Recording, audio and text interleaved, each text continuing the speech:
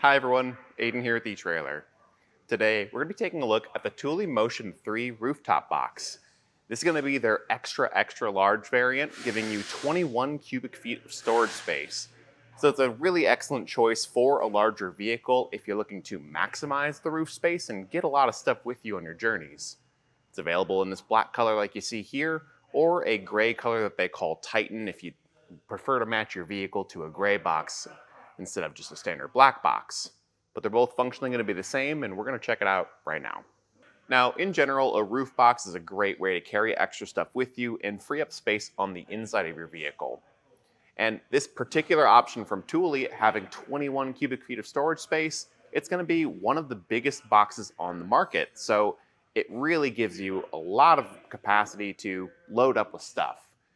That's in terms of volume, though. I do want to mention that with all roof boxes, weight is going to be something to keep in mind because this can only support 165 pounds, and that's really going to be true for any size roof box you look at. So this is going to be best for your larger but lighter items.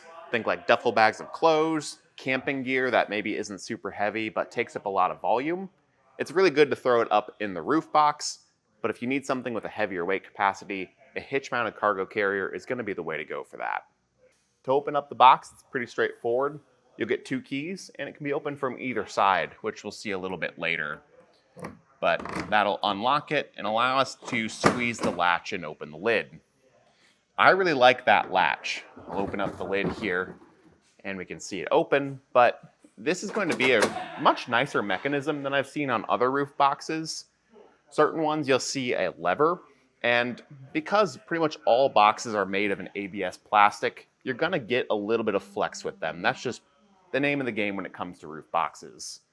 So those levers tend to work that and flex it just a bit more, and I worry about that over a long period of time, maybe damaging the plastic, but with that squeeze latch, it's just got a real nice tactile feel to it, and it doesn't pull any weird stress on the box, which is good because a larger one like this, you're going to have a bit more flex and it might feel a bit more awkward because there's just a lot of material to work with.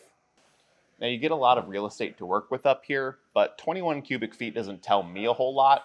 Something more helpful would be interior dimensions. From front to back, you're working with 86.5 inches of usable space. From side to side, you're working with 30 inches. And from the bottom to the top with that lid closed, you're working with 14 and 13/16 of an inch. And one of the things that translates to is a maximum ski length of 215 centimeters. So hopefully with some of those numbers in mind, you can better visualize what you can fit in here. If you've got some things that you know you're going to carry with you, you can see if that match up with the dimensions. But like I said, this is one of the biggest roof boxes you can get. So if that can't accommodate what you're looking for, you'll have to look into a different solution. Let's get some cargo loaded up. One of the things you'll notice is 3 sets of tie-down points throughout the box in the front, middle, and rear. And your kit will include 3 cam buckle straps you can feed through those loops and use that to secure the stuff you put in the box. I like to do this before I lay any of the stuff inside because then you can lay your stuff on top, wrap the straps around, and secure it down so it's not all jumbling around back here once you get it in place. Now with this being a larger box, it's probably also going on a larger vehicle, which will add a lot of height. And it's going to be hard to reach the box. But Thule does take that into account with the Motion 3, and the sidewalls all around the box are pretty low down actually, not much higher than our crossbars are already sitting. So when loading and unloading, this will vary depending on your own height and the vehicle height, but it's pretty okay getting our stuff just kind of thrown into the box. It doesn't have to be perfect right now, but this allows us to at least get the stuff in. We can climb up into the vehicle a bit later and rearrange a few things in a way that's going to be a bit more optimal. But that way, we don't have to be climbing up and down, up and down, up and down, while we're just trying to set up for our trip. When your stuff is all up here, somewhat how you like it, you can then take your straps that you fed around earlier and just tighten things down.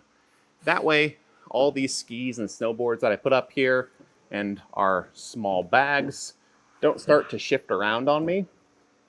And when I open up the box, they're where I left them. And once you have your stuff loaded up how you like, you probably noticed already that gray strap for closing the lid. Now this is still going to be really tall, but it at least helps you bring the lid down a bit closer where you can then better grab that handle and latch this all down properly, turn the key, and be on your way. And when latching it, you probably noticed that there's a bit of red on the handle there. So when I latch the lid and close it, it goes away once all the latches have properly engaged, and I'll actually be able to remove the key. If it isn't properly latched, I can't turn and remove the key, so it's a built-in safety mechanism, but it's a good idea to always go around and double check. And I know I mentioned earlier that it opens from both sides, and here's what that would look like over on our passenger side. It's the same process, except now we have easier access to some of the other things we put in here and shove towards the back. Again, just really helpful if you park somewhere and only have access on one side of the vehicle. And for me personally, even though it does open from both sides and we have it centered on our roof right now, I'd probably offset it to one side, say the passenger side if we're parking on a street or something, just because with it going on a taller vehicle, getting it closer to the edge will be a bit more helpful for loading from that side, but it's good to know you have dual side opening in case you do need it.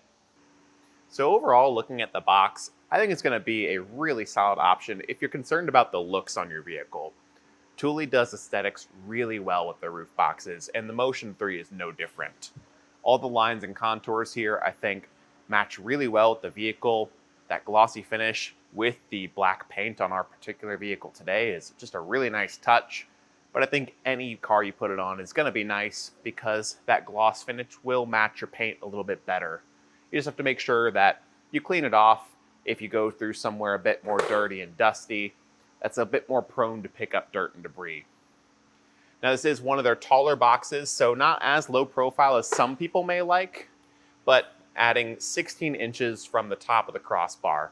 Functionally, you should watch out for that in low clearance scenarios like your garage or a parking garage, but just be aware that you're adding a lot of height. They do make a low profile version of this box if you want something a bit more sleek.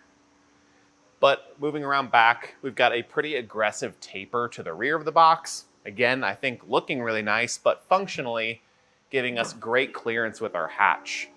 I know this is a large car, but there's plenty of room here, and there's still room to adjust this on our crossbars, shifting it forward or back. So even if we did have this on a smaller car, I think you'd have a lot of luck getting it to fit.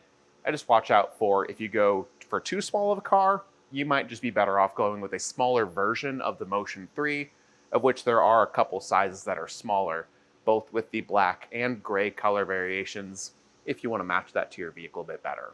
Now, much like the latch that opens the box, another thing I really like is the clamps. I think these are really well designed, pretty low profile, and easy to use. But on the bottom here, these are the pieces that will actually wrap around your crossbar. And even if you were to put these on some smaller factory bars, they close around real tight. So they're going to fit on a wide range of crossbars and be really easy to set up for your roof rack you probably already have. But when you go to slide those in, you'll just drop it down through the track once you've aligned it with your crossbar and just turn the hand knob to tighten that clamp down. This will be pretty easy at first. You'll start to feel a little bit of resistance, and eventually that knob will click, letting us know that it's torqued down properly. And once you hear that click on all four clamps, you know you're properly secured to the roof. But when it comes to the Thule Motion 3, I'm a big fan. I really like the latch, I really like the clamps, and it's just a good looking box. The one thing to know with this particular variation of it is big. And that's going to cause some fitment issues depending on the vehicle you choose to put this on. Larger vehicles like the Tahoe and Expedition, those I think are going to be just fine. You've got so much roof space up there that a box that's this big, I think is the perfect fit because it occupies that large roof space really well and doesn't sacrifice features like your hatch just to make it fit. But if we were to take this same box and move it to a smaller vehicle, even something like a Toyota 4Runner where the bars are a bit closer to the hatch, you're probably going to start running into some fitment issues. Now, Thule does have smaller versions of the Motion 3, so if you really like this and the styling, you can find those smaller sizes. And like this one, they have that Titan finish available. So if gray is going to match your color of your car a bit better, you can absolutely go with that. Functionally, they will be the same, but it's just a good way to change up the aesthetics a fair bit. The one critique I would have is that with any glossy finish box, you might notice scratches, scuffs, fingerprints. They show up a bit more and they're a bit harder to keep looking nice. Me personally, I would opt for something that has a more matte, textured finish. The Yakima Skybox NX18 would be my choice of box if you're looking at the larger sizes, just because that textured finish is going to hold up a lot better. I've personally taken the smaller version of the Yakima Skybox, the NX16, on an over 3,000 mile road trip to Utah, going out to all the national parks, and it's held up great. All the red dirt and dust from the deserty environment there cleaned off super well, and the box looked just fine as when we left. So I didn't really see any aging or degradation taking it on such a long trip, and that for me would be really important. But if you're not planning on taking this on any super long trips, then I think the glossy finish is going to look really slick. But today, this is just our look at the Thule Motion 3 21 cubic foot roof box. My name's Aidan, and thanks for watching.